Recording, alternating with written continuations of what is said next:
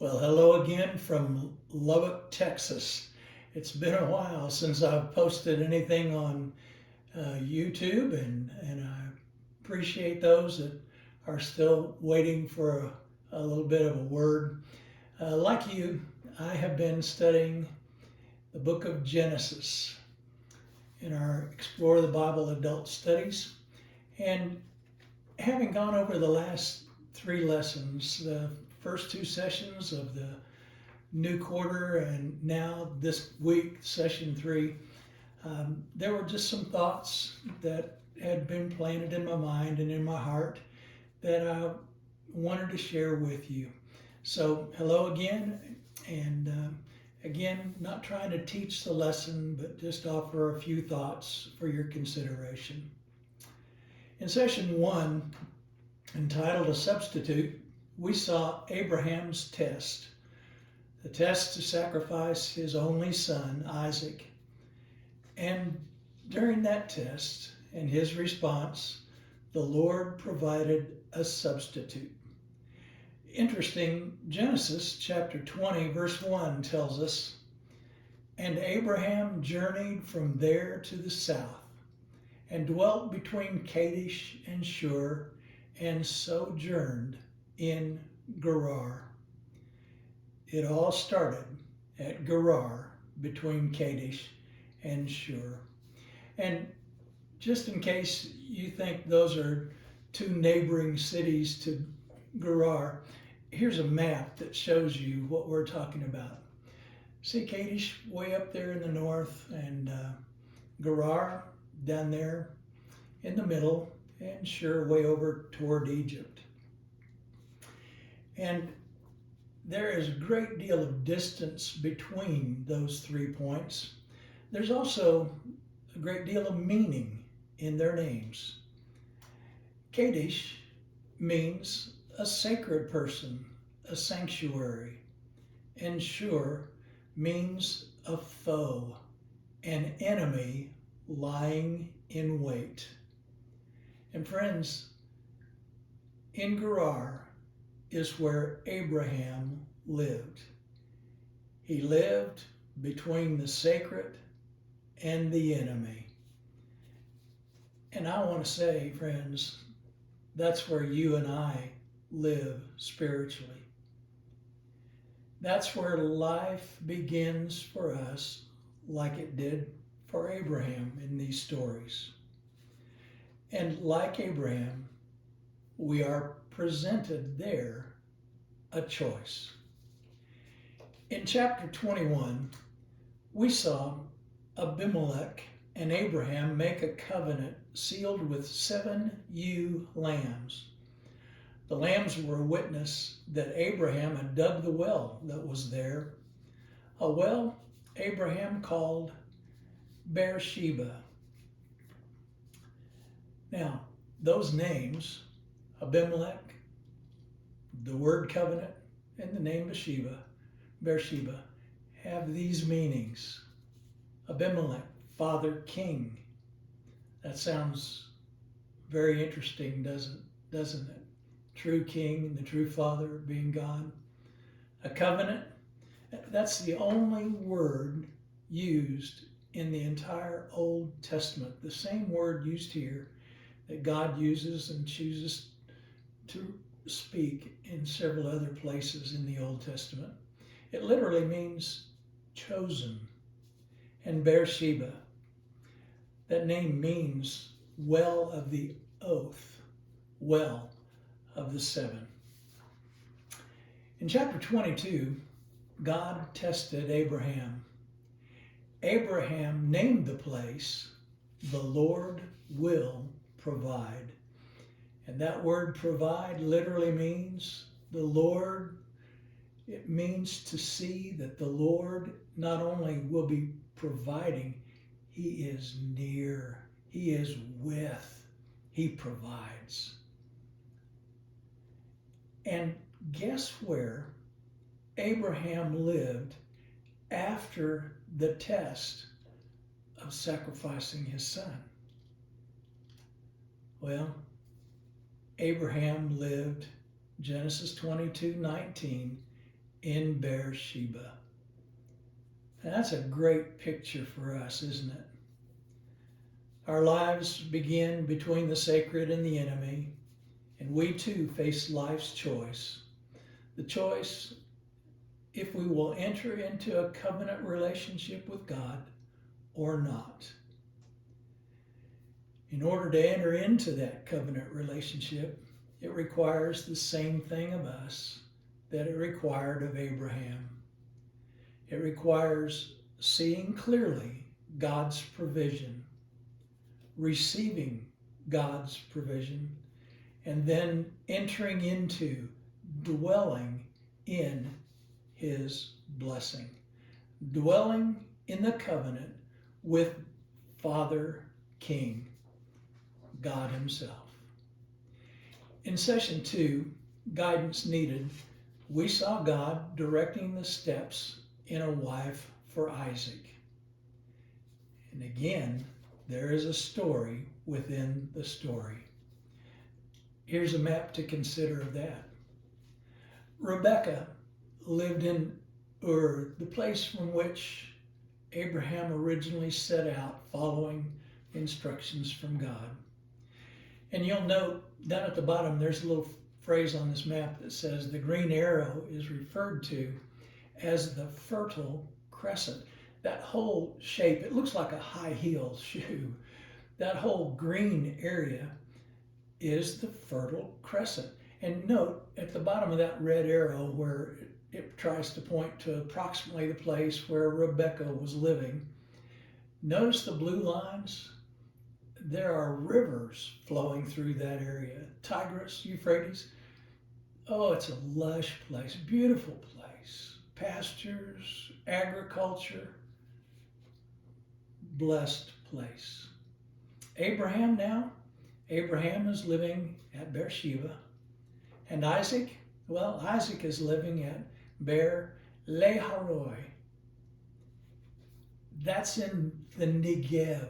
That's the term for it. We would call it just bare desert.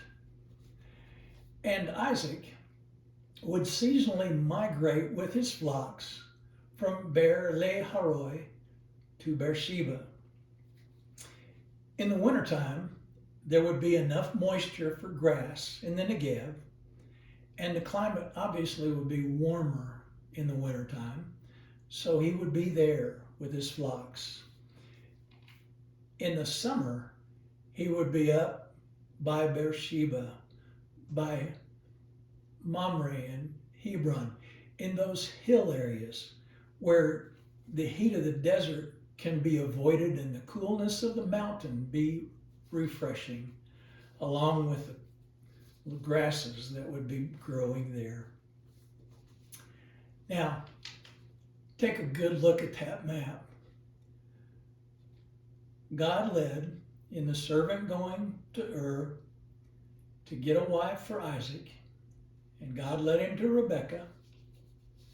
Rebekah leaves there and goes to Beersheba, where meets Abraham and the family. That's where that took place. And then would journey on with Isaac to Beer Leharoi.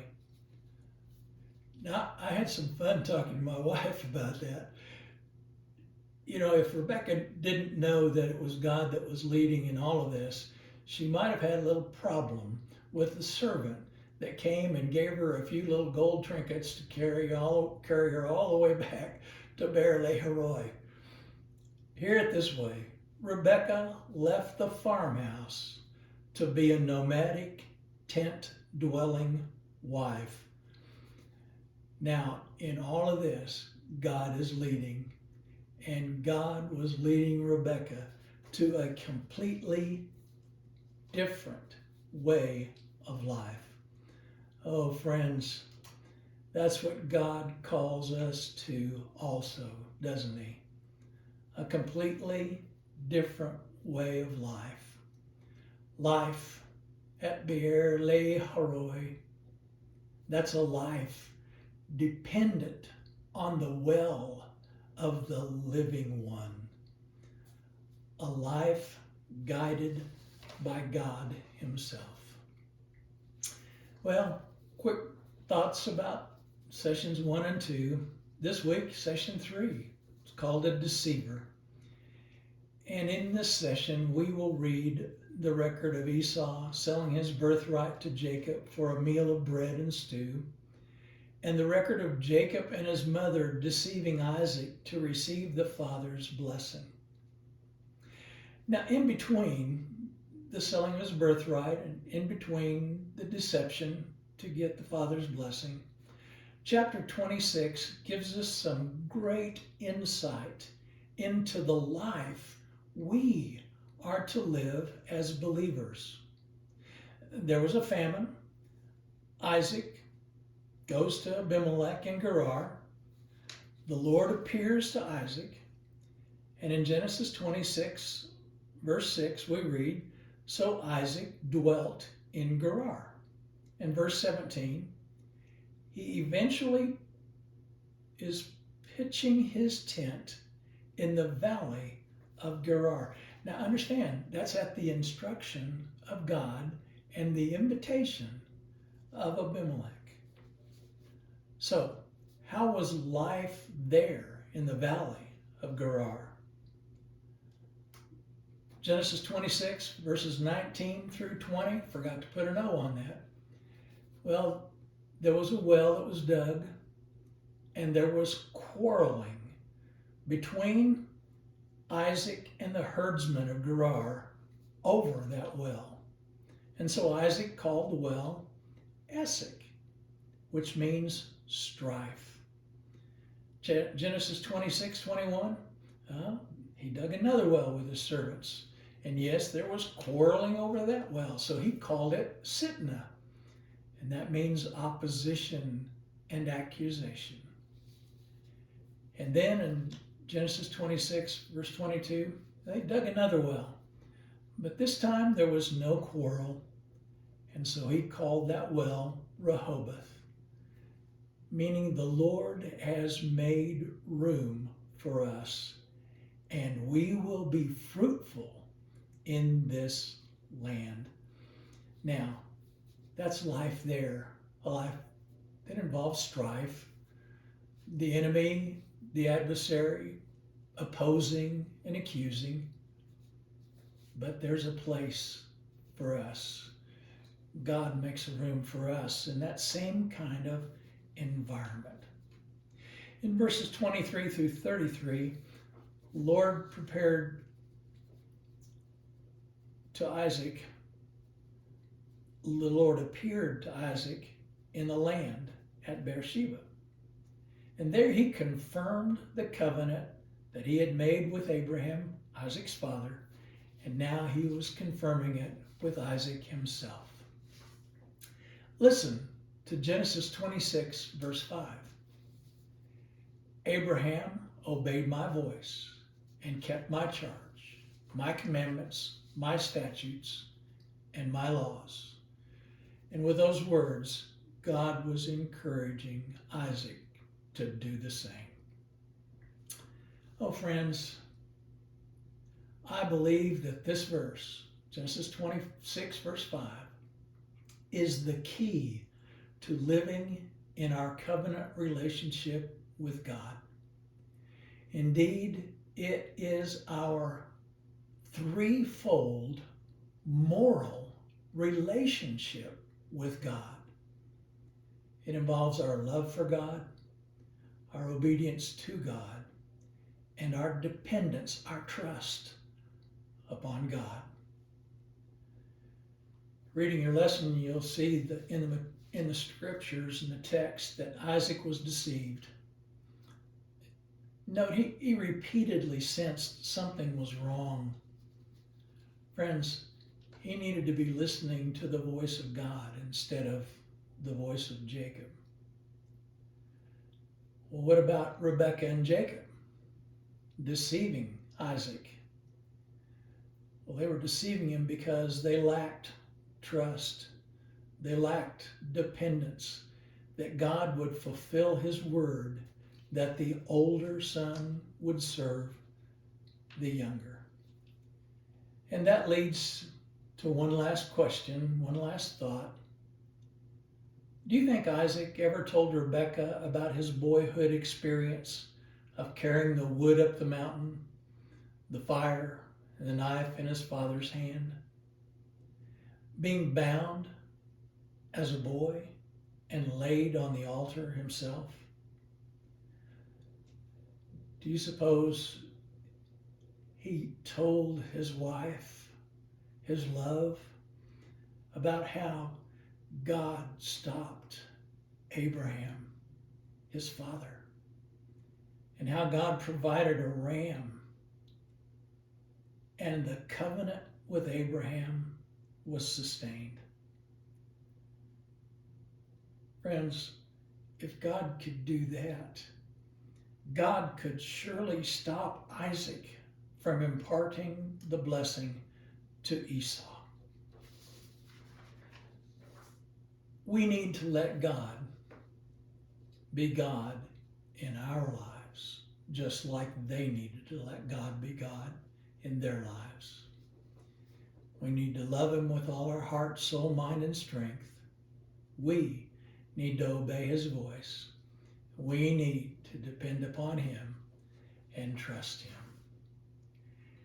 And with that, I'll say goodbye again for whatever time God has me pause these videos.